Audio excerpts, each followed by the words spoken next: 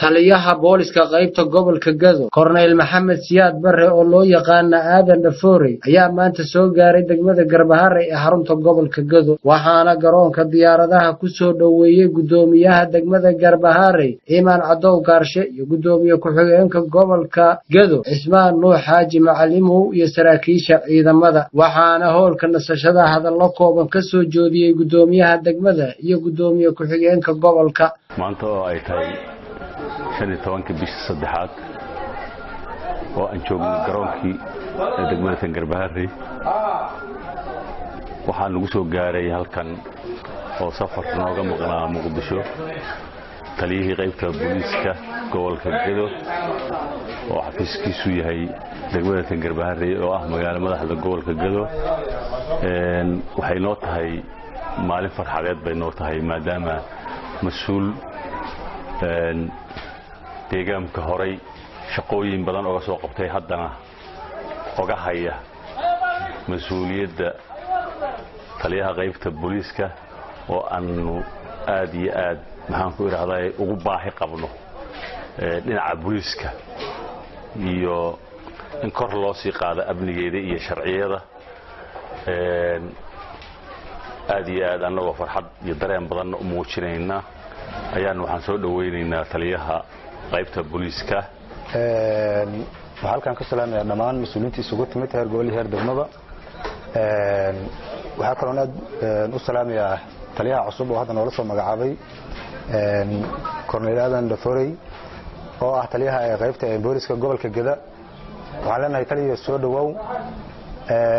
waxaan filaynaa haddii la raali ka noqdo halkan baahi fara badan oo booliska oo maxaan ku raahdaa aad iyo aad loogu qabay in aad wax ka qaban doonto maamulka degmada iyo maamulka gobolka dhammaan insha Allah waxaan filaynaa inaan kula shaqeyn doono qof aan la shaqeynayna wax weyn oo hadda uu qabanayo ma jirta aad iyo aad baan anaga ku soo dhaweynaynaa waxaan filaynaa dhammaan in baahida loo qabo dhanka booliska iyo dhanka nabadgelyada ilaamaha amniga oo dhan inaad wax ka qaban doonto haddii la raali ka noqdo علينا تلي سودو أدي هذا كوس سلامنا السلام عليكم ورحمة الله وبركاته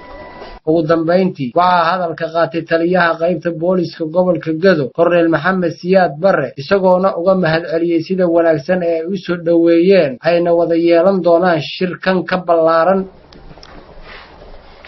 Bismillahir Rahmanir Rahim